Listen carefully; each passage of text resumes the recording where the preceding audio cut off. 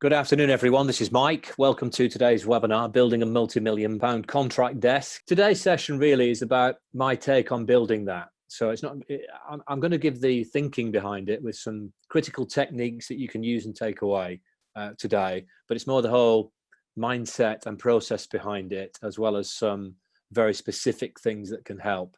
And how this has come about, over the last few months we've been running the webinars, I've had a number of people contacting me asking questions about building a multi-million pound contract desk. And so I'm going to put those questions to myself today, starting with this one. What are the benefits?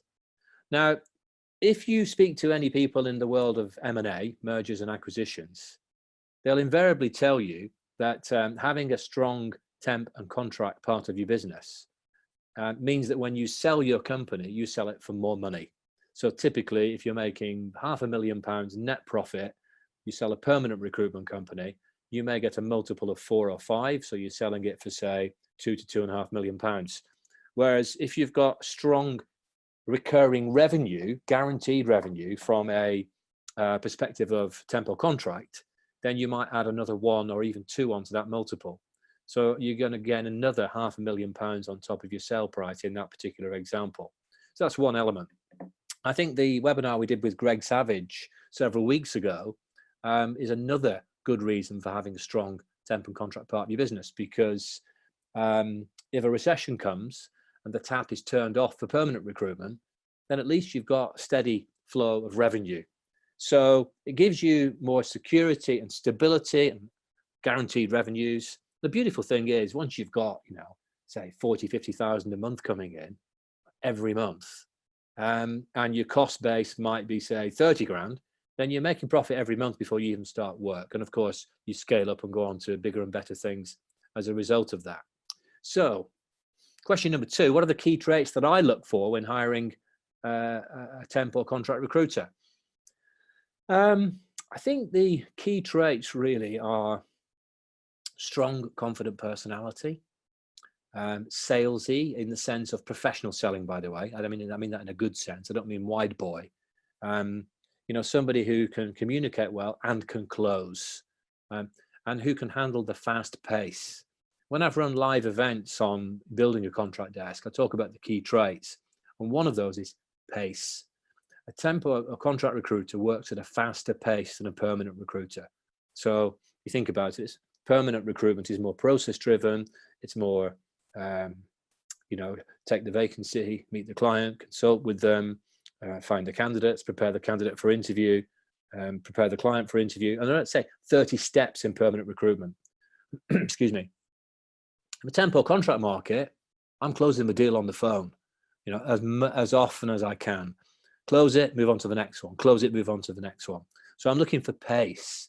I'm looking for intelligence. I'm looking for pace. I'm looking for a networker. I want, somebody who's insular and just stays in the office. You're not going to build a big contract desk, particularly as a business winner. So is there such thing as a natural born temp or contract recruiter? Well, take myself. I did permanent recruitment in my first 3 recruitment ventures. I was top biller in all of them. And then when I joined Parker Bridge, I was asked to set up the temp division. And I'd never done it before. I loved it. Absolutely loved it. Became a multi-million pound success story. When Steve took the reference, I subsequently became a shareholder in that business, but Steve was the founder, took a reference on me. The referee said, not sure if he's quick enough for temp recruitment.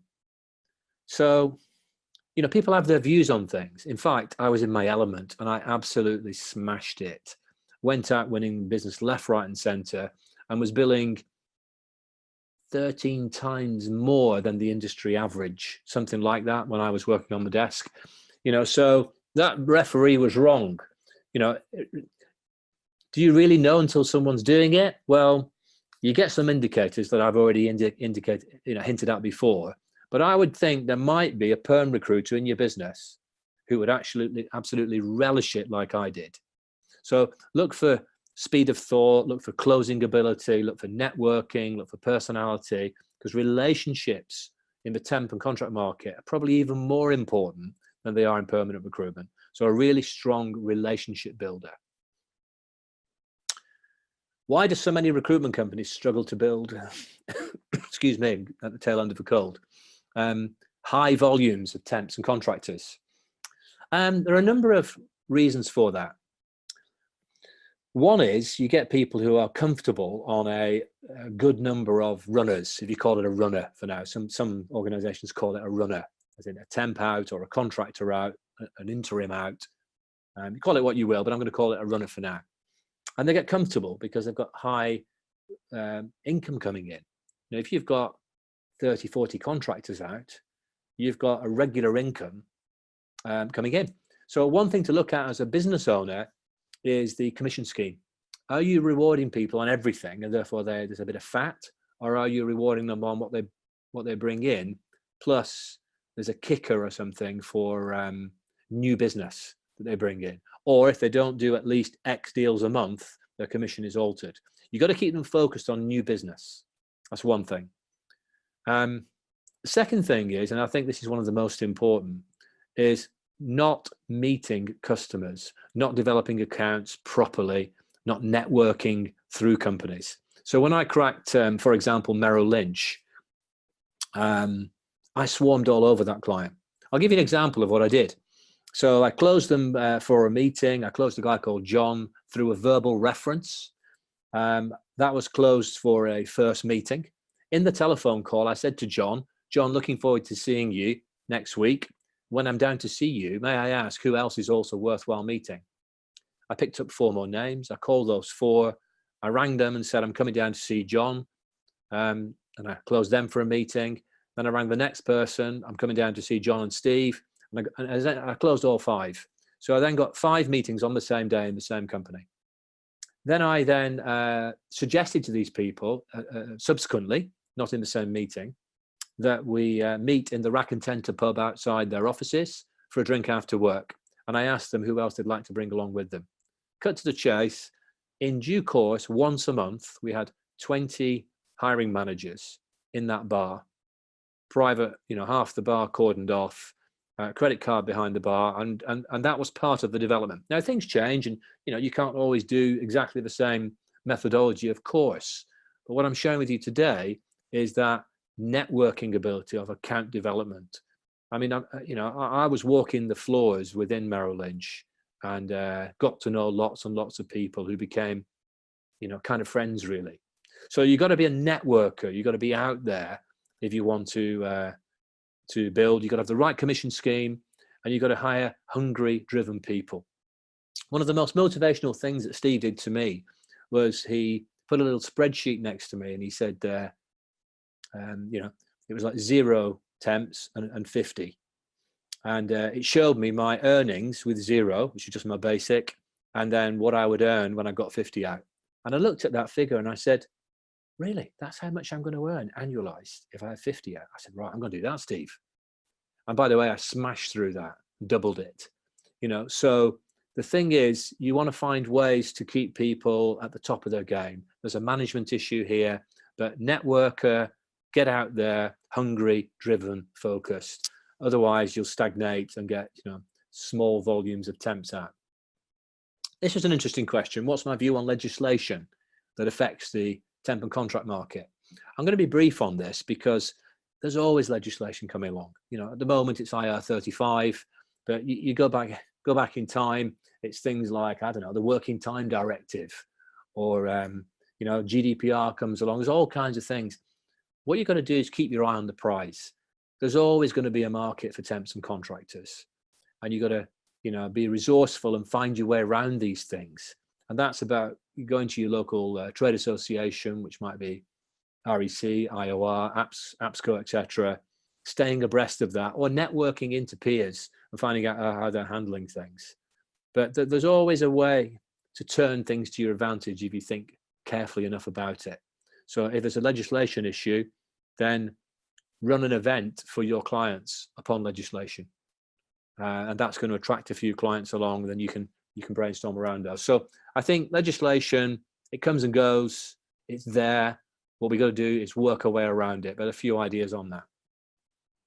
Next question. What are the 3 most important building blocks for a high-performing temp or contract desk? Okay. Well, the first building block I've kind of talked about already, which is a networker. You know, when I work the temp desk in London, and I appreciate there's geographical issues sometimes where people are recruiting over long distance. So I'm giving you an isolated example for the thinking of it. I went on 20 client meetings a month. Okay, so when I do events and on business development, and I ask, how many meetings a month do you go on? How many people in the room go on at least 5 meetings? Some hands go up. How many go on 10? Fewer hands. How many on 15? Not many hands now. How many go on 20? 1 hand. So I was out networking after work, a couple of nights a week, wine and dining people, meeting people at the weekend, playing golf with them, going to the theatre, whatever it took to build that desk. So a networker is the key thing. The next thing is how you identify who recruits temps or contractors, because LinkedIn doesn't really tell you that. You know, you can make an educated guess. And so you need a strategy to identify who recruits temps and contractors. And I thought about this because I converted, as you know, because I just mentioned earlier, from being a permanent recruiter to temps. So I sat down one day and I thought, how do I identify who recruits temps? So I thought, I know, I'll ask the temps. And this is, you need a systematic process here, building block, systematic process, where for me, I had an A4 pad. Nowadays, I have a strategy called TSI, Targeted Sales Information. And on an A4 pad, I put some columns down there. To the left-hand column was the name of the candidate. Then just to the right of that, the name of the company they used to work at or still do. Then who they reported to. Then the job and the money. Then which recruitment company placed them there. And then how many temps they worked alongside. And I systematically stripped this information on every single conversation I could possibly do. And then I embedded that strategy within the whole company. So, you know, think about this. If you've got 10 recruiters working for you doing temp or contract recruitment, and they speak to 20 candidates a day, that's 200 conversations a day. Could they get 3 bits of information from every candidate? If they can, then so that's 10 conversations a day, 20 candidates, that's 200 bits of information. Times 3, 600 bits of information. Times 5 days, it's 3,000 bits of information in a week. So you've got 13,000 bits of information in a month with the calendar multiplier. Then you've got roughly 40,000 bits of information in 3 months from now. Now, you may not get all that, so slash that in half, call it 20,000. In fact, slash it in half again, call it 10,000. Okay, slash it in half again, we'll call it 5,000. Would you be happy with 5,000 bits of information, mapping out the market, telling you where your competitors are operating, who recruits temps and how many and so on? It's gold, it's absolutely gold. So a building block is identifying where your competitors are operating. I've heard this called CV stripping, I've heard it called temp traitors. Do you know, the key thing is the process, not the technique, it's the process. So, and I've got plenty of processes like that I've built up over the years, and they're very, very powerful. You can also put a code onto your CRM, by the way. We did, and we called it TSI. So if you worked for me, I would know how much TSI you're getting each week, and now I can manage you. I can manage that and make sure that you're doing it. Okay, so that's the second building block. There are a number, but if I was to now put the next one in, I'd say it's candidate sourcing. I'll tell you a quick story of a friend of mine. His name's Uzi. He and I worked together. I trained him, and we were absolutely smashing the market between us. He was brilliant. I was very good. And together we just built this thing enormously. And then we started hiring more and more people on the back of that, more of that later.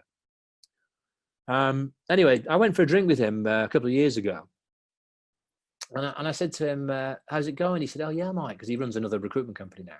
He said, I got a call from a HR director in a big company. We just cracked a PSL and got in there. And he said, she called me in at a meeting. And she was asking me, how are you managing to fill these difficult roles? Because we've got much bigger companies than you who are not performing as well as you. What is it that you're doing? Now, she's a smart lady for asking that question. And I said to him, Uzi, what was it? And he nonchalantly looked at me and he said, Mike, the same as we were doing. It's exactly the same.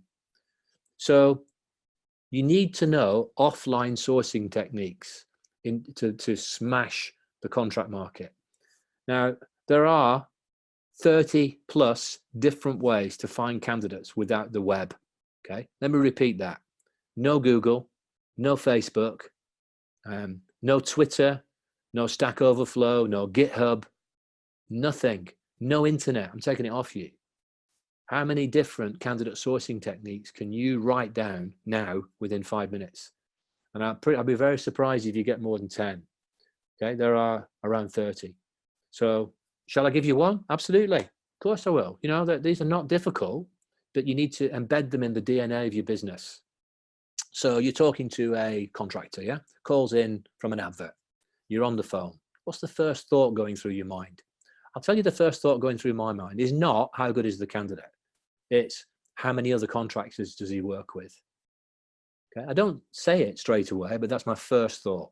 So I have a conversation. During the conversation, I get to the point of, so Johnny, your contract's ending in 2 weeks. Yes, Mike, it is. Okay. Tell me, what size of team do you like to work in? Not too concerned, Mike. Okay. How many in your current team? 15 of us. Okay. And what's the mix between contract and perm? Oh, there's 10 contractors and there's 5 permanent. Okay. Fast forward to the end of that call. Johnny, thanks for your time today. How have you found my service today? Oh, Mike, it's excellent. Oh, thank you. That's very kind of you. So have a lovely weekend and look forward to speaking on Monday. Oh, by the way, you mentioned you work alongside another 10 contractors. Just out of interest, how many of those are also finishing in the next month or so? They're all finishing. Well, perhaps I can help them.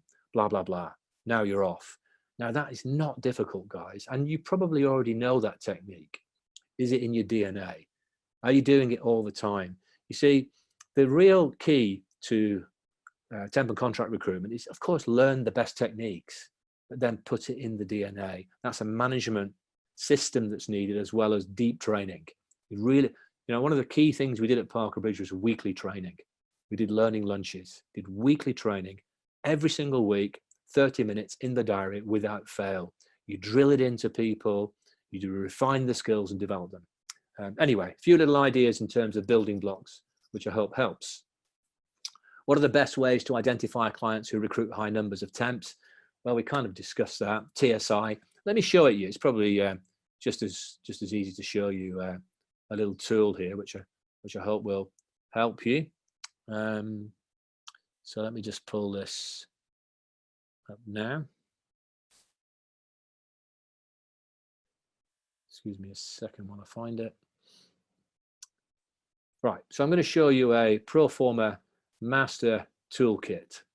Okay, so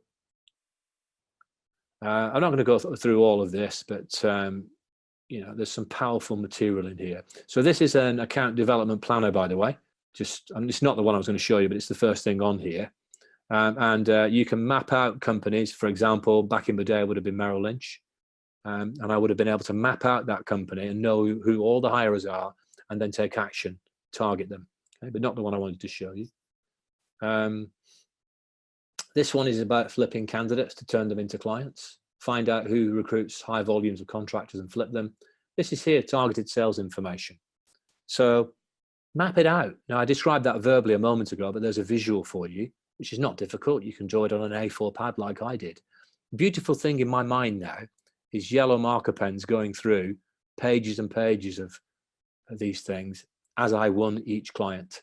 You know, map out where your poor quality competitors are operating, target them. Pretty good strategy, eh?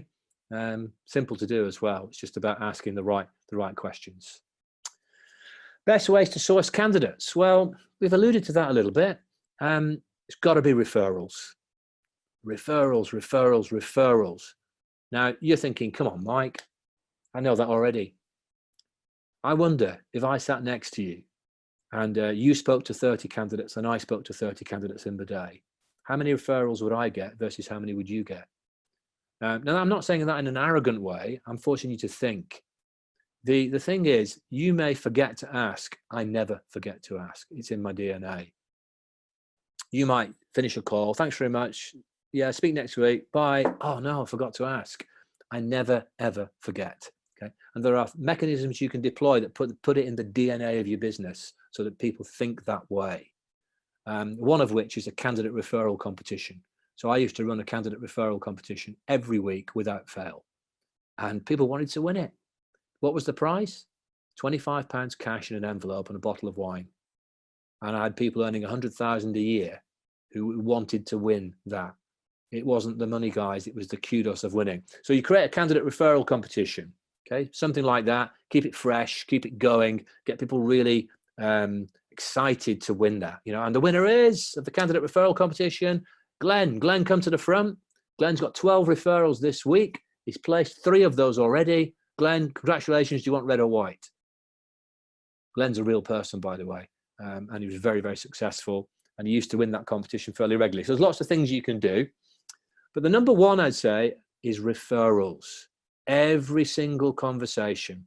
Right? Now, there's a really refined skill to getting referrals. It's not about saying, do you have any friends looking for work? And it's not about saying, we have a referral scheme. And if you recommend anyone to us, you'll get some kind of reward. In fact, I've got so much evidence that you get fewer referrals when you offer incentives than when you use skill and technique. But let me give you 1 or 2 others. Yeah. So go for drinks with temps after work, get into their network. I spoke to a .NET developer recently, and he said, this .NET developer is a little bit introverted, I can't get much information off them.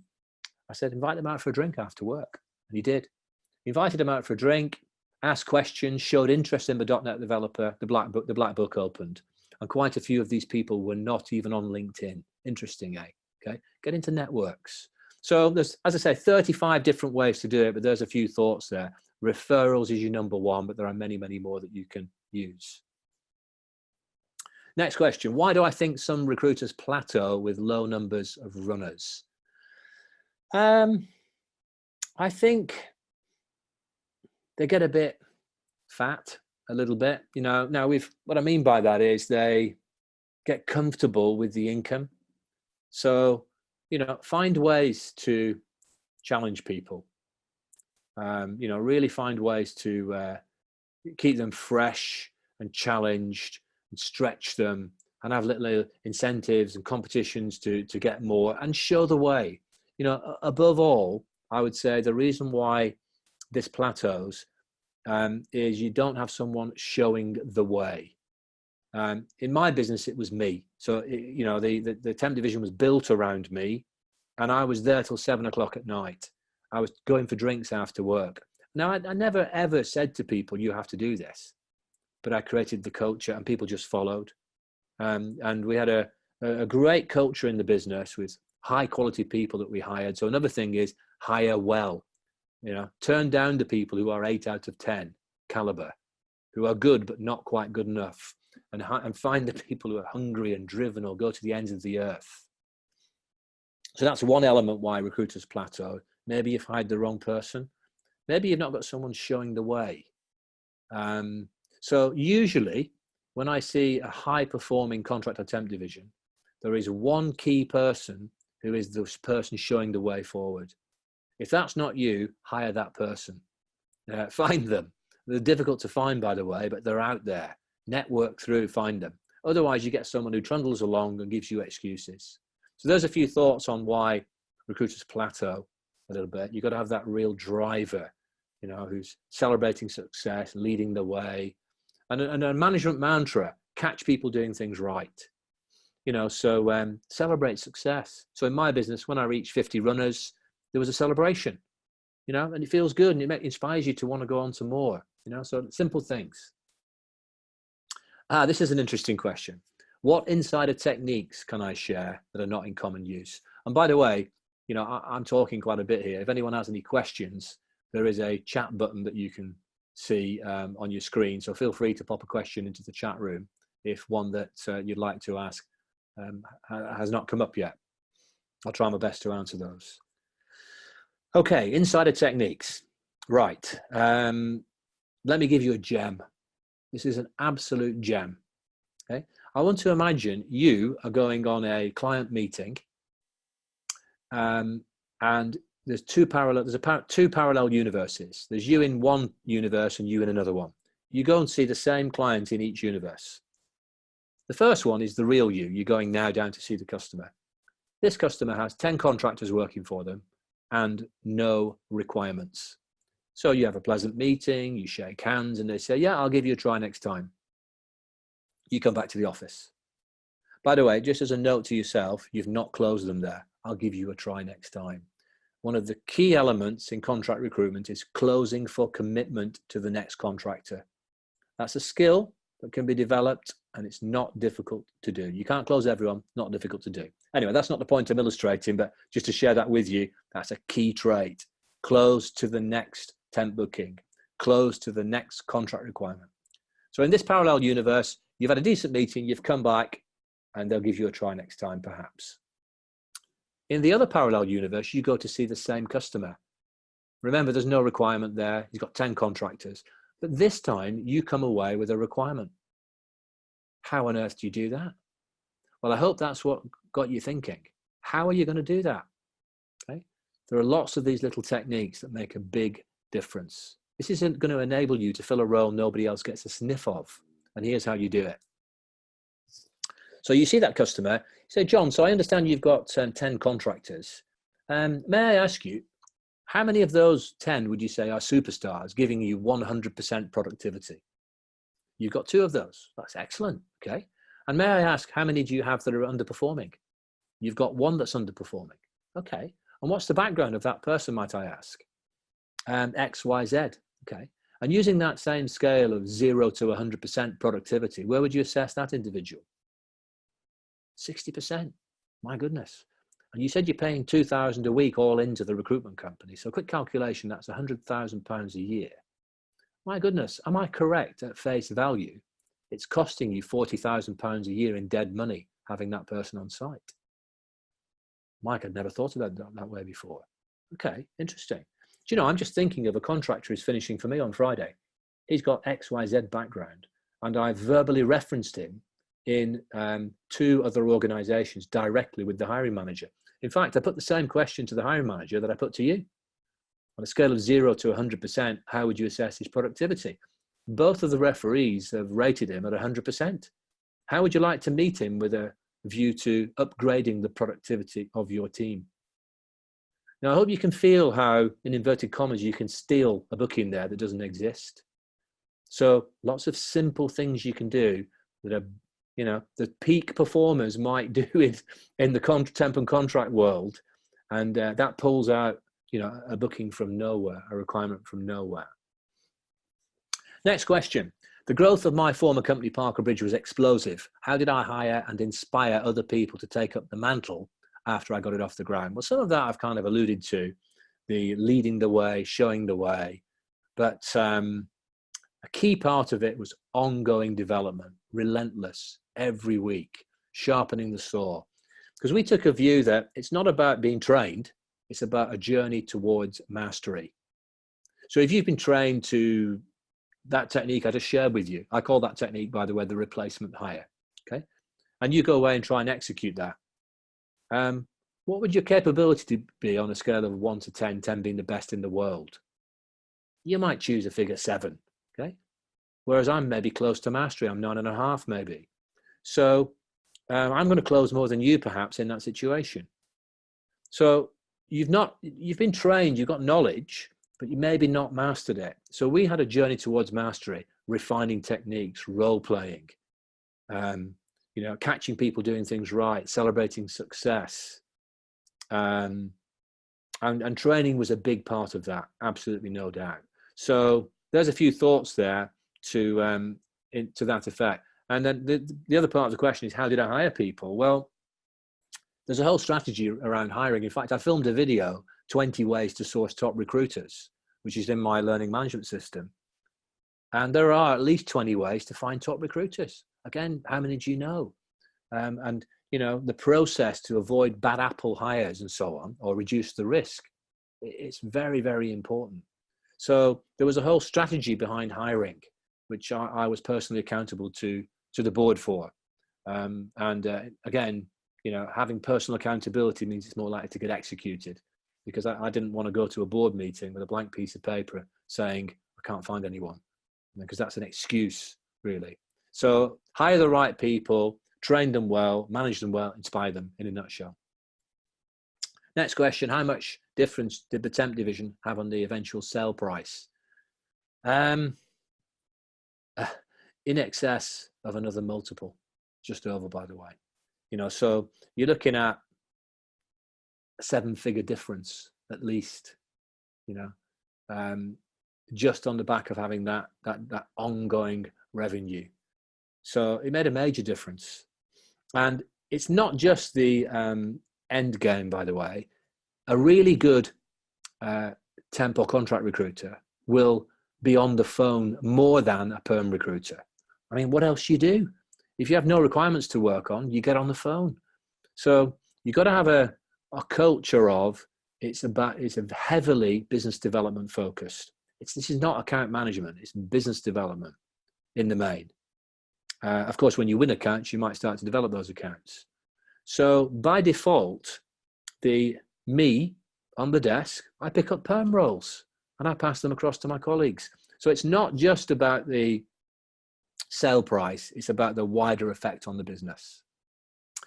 So there's a few of my thoughts. Does anyone have any questions before we finish off? And I've got something to share with you today, by the way, if it helps, because I've just revolutionized my learning management system, meaning that I can now provide it at a significantly lower price point. So if anyone's interested, message me on LinkedIn and we'll have a chat around that. But for what I was, you know, selling for £6,000 until recently, I'm now selling for £15 a month, believe it or not, because I've partnered with a learning management system that's got $29 million of investment, meaning that my marketing capability globally is massive now. So if anyone's interested in that, you can have your own branded learning management system for £15 per month, with your colors, your content, plus 700 videos of our content for recruiters, managers, and directors. So that's my little plug at the end of the webinar. I hope you don't mind me doing that. Plus, I'm running an event in London where I go into fine detail on the strategies for building a high-performing temp and contract desk. Okay, well, thank you very much for attending. Hope you got some value from that. I hope to see you at my live event in London if you're available on that day. And please message me on LinkedIn if you've got any interest in that powerful learning management system for £15 per month. Thank you, and have a good rest of the week. Bye now.